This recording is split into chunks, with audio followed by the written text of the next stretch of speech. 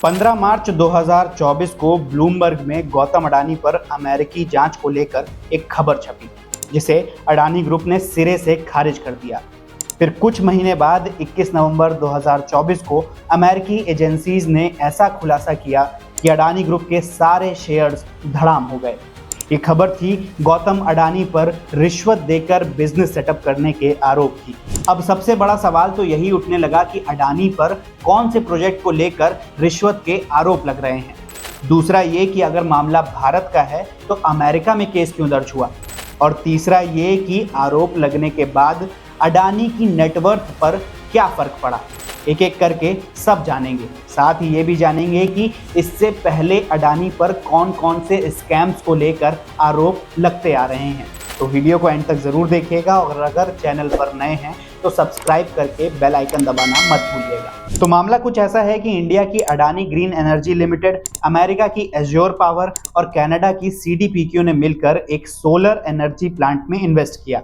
फिर इन्हें solar energy corporation of India की ओर से एक प्रोजेक्ट मिला जिसमें 8 गीगावाट और 4 गीगावाट सोलर पावर को फिक्स रेट पर सप्लाई करना था, जिसके बाद SECI state electricity distribution boards को वो बिजली बेच पाती। लेकिन जिस रेट पर ये डील फिक्स की गई थी उस रेट पर SECI को कोई बायर्स ही नहीं मिल रहे थे, जिसके बाद गौतम अडानी और उनके पार्टनर्स ने मिलकर एक प्लान बनाया घूस देकर अपना बिजनेस सेट करने का। छत्तीसगढ़, तमिलनाडु, ओडिशा, जम्मू कश्मीर जैसे स्टेट्स के ऑफिशियल्स को रिश्वत देकर डील साइन भी करा ली गई। लेकिन इस पूरे मामले की भनक लग गई अमेरिकन एजेंसीज को।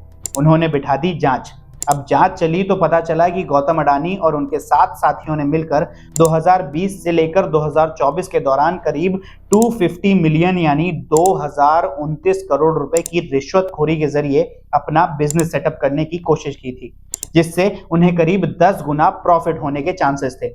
जैसे जैसे मामला खुलता गया अमेरिकी एजेंसीज ने एक्शन लेना शुरू कर दिया और 20 नवंबर 2024 को अमेरिकन न्यूज एजेंसी रॉयटर्स के थ्रू खबर आई कि गौतम अडानी और उनके भतीजे सागर अडानी के खिलाफ वारंट जारी किया गया है। अब ये सुनकर आपके मन में भी सवाल आ रहा होगा कि अगर क्राइम इंडिया में हुआ है, रिश्वत इंडिया में दी गई है, तो अमेरिका ने समन क्यों भेजा? तो वो इसलिए क्योंकि ये पूरा जो मामला है वो उल्लंघन करता है अमेरिका के फॉरेन करप्ट प्रैक्टिस एक्ट का। यानी इस एक्ट के मुताबिक अगर कोई भी अमेरिकन कंपनी दुनिया भर में कहीं भी इन्वेस्ट करती है तो वो पैसा गलत तरीके से यूज नहीं होना चाहिए। और इस मामले में भी अमेरिका की एज्योर पावर शामिल है, तो इस प्रोजेक्ट में शामिल सारे लोग घेरे में आएंगे ही।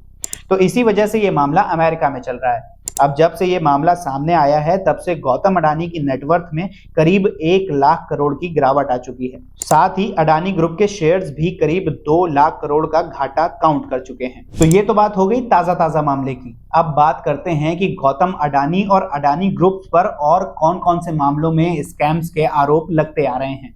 साथ ही गौतम अडानी और PM नरेंद्र मोदी की दोस्ती इसमें कितना बड़ा फैक्टर है। सबसे पहले आता है गुजरात का मुंद्रा लैंड स्कैम मामला, जिसमें अडानी पोर्ट के लिए खरीदी गई जमीन में करीब 58 करोड़ रुपए का घोटाला हुआ था। हुआ ऐसा था कि गुजरात में उस समय इंडस्ट्रीज को दिया जा रहा था एक्सपैंड होने का मौका, क्योंकि गुजरात में डेवलपमेंट हो रहा था तो बहुत सी इंडस्ट्रीज ने जमीन खरीदी थी। जैसे के रहेजा कॉर्पोरेशन ने 470 रुपए पर मीटर स्क्वायर, मारुति सुजुकी ने 670 रुपए पर metre square, Ford India, Tata Motors और TCS ने 1100 रुपए पर मीटर स्क्वायर के हिसाब से और टोरेंट पावर ने 6000 रुपए पर मीटर स्क्वायर के हिसाब से जमीन खरीदी थी। लेकिन अडानी पोर्ट के लिए जमीन बिकी कौड़ियों के भाव, यानी 1 रुपए से लेके 32 रुपए पर मीटर स्क्वायर फीट के हिसाब से। उस समय गौतम अडानी और नरेंद्र मोदी की दोस्ती को लेकर काफी सारे सवाल खड़े किए गए थे, क्योंकि उस समय PM नरेंद्र मोदी गुजरात के CM थे।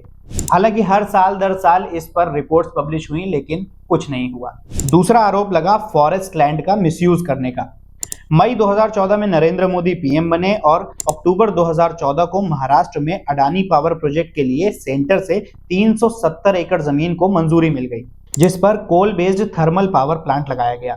फिर 2018 में दोबारा एक अप्रूवल मिला 1552 हेक्टेयर जमीन के लिए, जिसे गुजरात में मुंद्रा स्पेशल इकोनॉमिक जोन के लिए सैंक्शन किया गया था। फॉरेस्ट एडवाइजरी कमेटी ने इस पर कई सवाल खड़े किए लेकिन एज यूजुअल कोई एक्शन नहीं लिया गया। तीसरा बड़ा आरोप लगता है एयरपोर्ट स्कैम का। नवंबर 2018 में 6 एयरपोर्ट्स के प्राइवेटाइजेशन का फैसला लिया गया, जिसमें अहमदाबाद, लखनऊ, मैंगलोर, तिरुवनंतपुरम, गुवाहाटी और जयपुर शामिल हैं। एक कमेटी बनाई गई, public private partnership appraisal committee, जिसको ये जिम्मेदारी सौंपी गई कि इन एयरपोर्ट्स को खरीदने के लिए क्राइटेरिया तय किया जाए। तो 2 क्राइटेरिया डिसाइड हुए। पहला ये कि बिना किसी एक्सपीरियंस वाली कंपनी भी एयरपोर्ट खरीद सकती है, और दूसरा ये कि कोई भी कंपनी कितने भी एयरपोर्ट्स के लिए बिड कर सकती है। अब गैस कीजिए क्या हुआ होगा। सारे के सारे 6 एयरपोर्ट्स अडानी को मिले। अडानी ने 2440 करोड़ में सभी 6 एयरपोर्ट्स खरीद लिए। इस पर फाइनेंस मिनिस्ट्री और नीति आयोग ने भी कंसर्न्स रेज किए, लेकिन फिर से कोई एक्शन नहीं लिया गया। अब आता है अगला स्कैम, यानी कोल स्कैम। दिसंबर 2021 में अडानी ग्रुप अपनी ऑस्ट्रेलिया की कोल माइन से कोल एक्सपोर्ट करना शुरू करता है। मई 2022 में इंडिया में कोल पर लगी इंपोर्ट ड्यूटी को खत्म कर दिया जाता है और इंडिया के पावर प्लांट्स को 30% इंपोर्टेड कोल यूज करने के निर्देश दिए जाते हैं, जिसे खरीदने के लिए उन्हें डोमेस्टिक कोल के मुकाबले 10 गुना दाम चुकाना पड़ता है। जून 2022 में कोल इंडिया को 12 मिलियन टन कोल इंपोर्ट करने के निर्देश मिलते हैं। फिर एनटीपीसी के द्वारा करीब 8,300 करोड़ के कोल इंपोर्ट के टेंडर्स अडानी एंटरप्राइजेस को दे दिए जाते हैं।